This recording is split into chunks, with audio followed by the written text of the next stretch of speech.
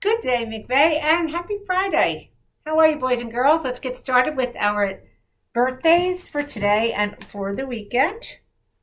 So, happy birthday today to Gabriel Boltman in our first grade, Ariana Lozano in our first grade, and Mrs. Tucker. Tomorrow, happy birthday to AJ Morag in our first grade, as well as Michael Tomasulo in our kindergarten. And on Sunday, happy birthday to Isaiah Santiago in our fourth grade. Wow. Boys and girls, how are you? We're finishing up Earth Week. You notice I'm wearing my blue and gold. And I'm also wearing this shirt today, some of my McVeigh merch. This is the McVeigh PTA School of Excellence shirt that's blue and gold because I want to remind you that today is the last day for our drop-off for our bake-off and cards for the essential workers. And a shout out to our awesome PTA.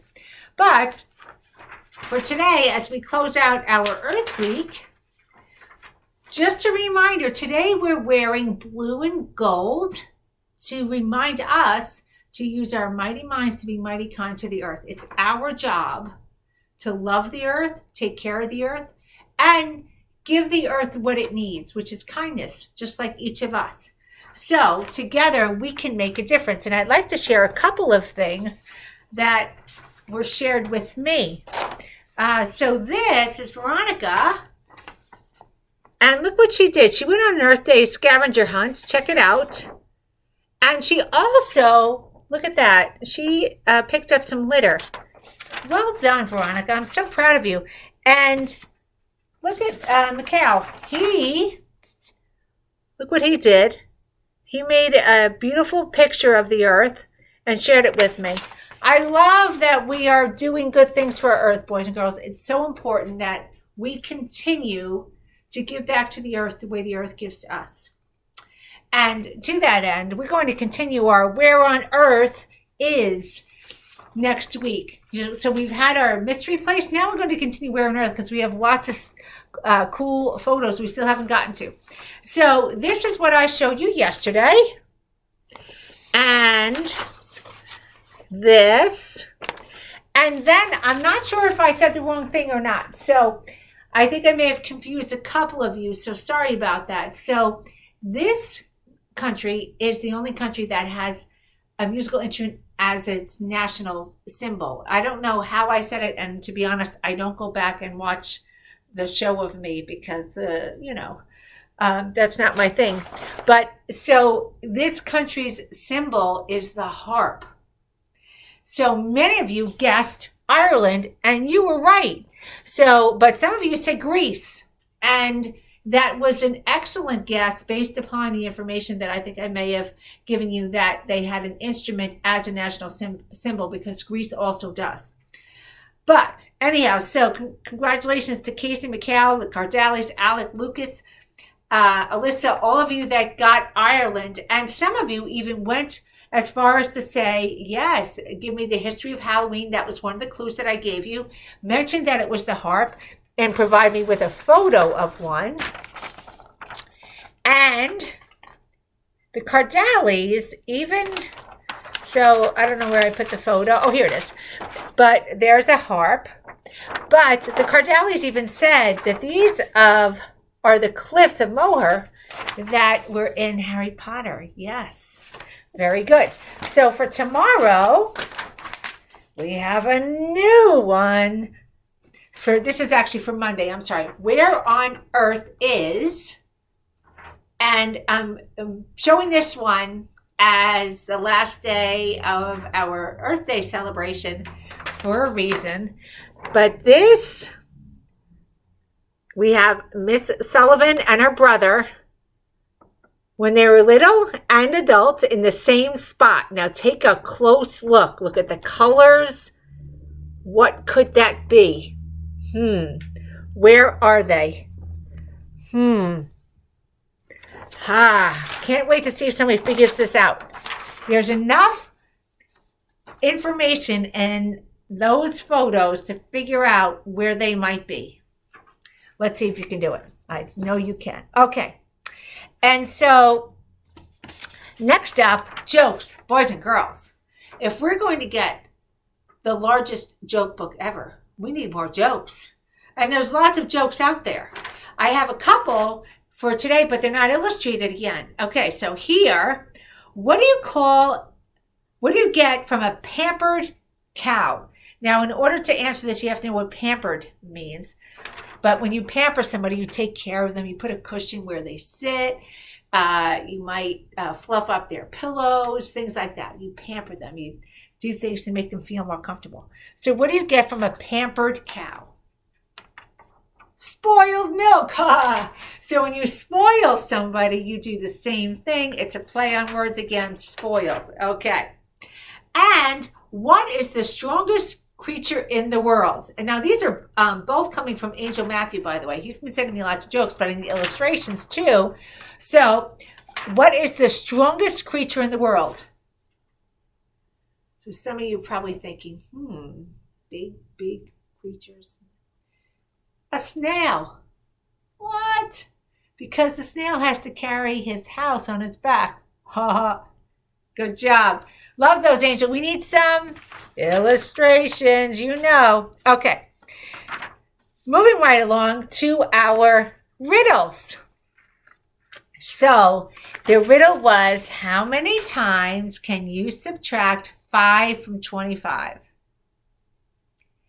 The Capolas, you got it. Lucas, you got it. Sophia Cardali, you got it too. And Emily. So did Veronica. And Alyssa, of course, had it before this. The answer is once.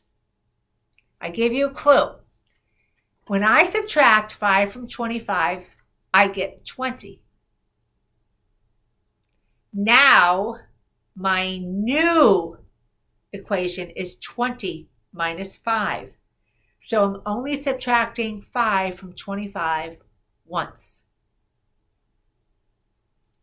Now, if I had said how many times does 5 go into 25, well, you could say, well, 5.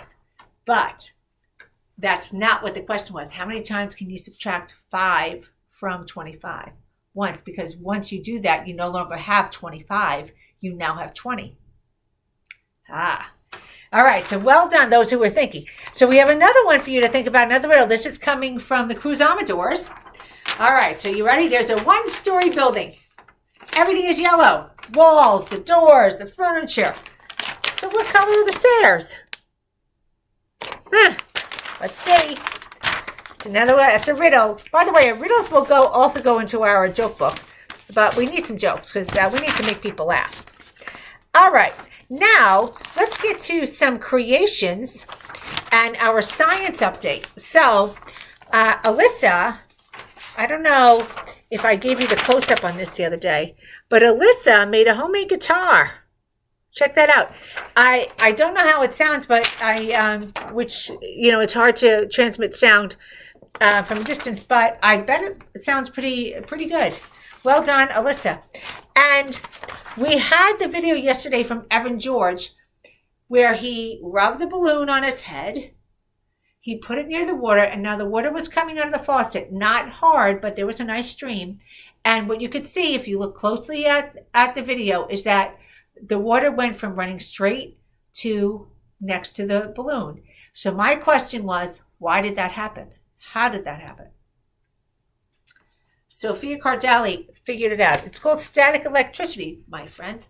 So when Evan rubbed the balloon on his head, he created like a charge, a positive charge. So it's the kind where it gives somebody a shock. And believe it or not, water has a negative charge. You're going to learn about this when you get to high school. So the positive and the negative attract. That's why the water moved toward the balloon. What do you think would have happened if Evan took that balloon and put it near something positively charged? So the water had a slightly negative charge. What if he had put it near something positively charged? What do you think would have happened? And I can think of a science experiment that showed this. And you've seen it if you've been watching the show. what do you think would have happened? I also want to give a shout out to Lainey Lenz, who did a science experiment with Skittles and what happens with the coating on the Skittle with water. And that's a bit of a clue about the science experiment that I am talking about. So think about that. Now, let's get to our word work.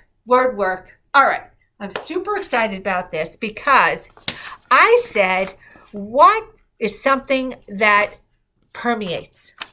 So, Veronica, you were right. Kindness permeates. Yes, kindness permeates. And then I got this super cool video too. Check this out. This is Madeline. Watch carefully. Hi, Mrs. Donna. I have something that permeates love. For example, if I give a card to many people, I'm permeating my love, and the more I spread love to people, the more it permeates. Bye! Yes, I love that. So kindness permeates. So in other words, when you give kindness to somebody, it doesn't if somebody throws something on the wall that is sticky, it might stick there.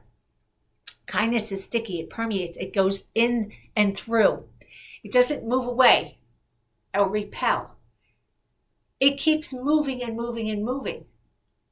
It permeates families, communities, schools. So the more you give, the more it grows. It's wonderful. And so I love that Madeline and Veronica thought of that 100%. So what can you do to help kindness permeate in your home, in your community, right? All those things. And that leaves us finally for today to our Mighty Kind moment of the day. Here we go. We need a drum roll. Da, da, da. All right. Well, this one, it looks like it's coming apart anyhow. So I'll go with this one. Da, da, da. Should have worn my glasses. Kindness. Kindness is the language that everyone can speak. Yes. Okay, so it's kind of like we all smile in the same language. So when somebody's smiling, it doesn't matter what language they speak, you understand that they're happy. And the same thing works with kindness. You don't have to speak the same language as somebody else to be kind to them. Just like animals, we can be kind to animals, but they don't speak to us in English. But we can still understand them 100%. And they can understand us because kindness doesn't come in any specific language. We all speak the same language when we are kind. So let's think about that.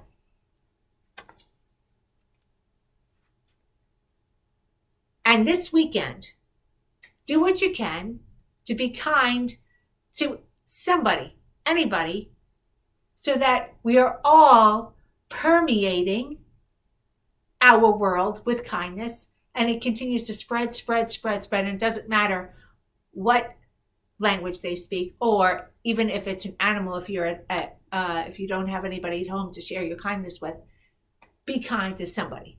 And I know you can, boys and girls, because you're a mighty mind and you're a mighty kind mighty mind. Let's have a wonderful day and let's have a wonderful weekend. I will see you Monday morning from my living room. Can't wait.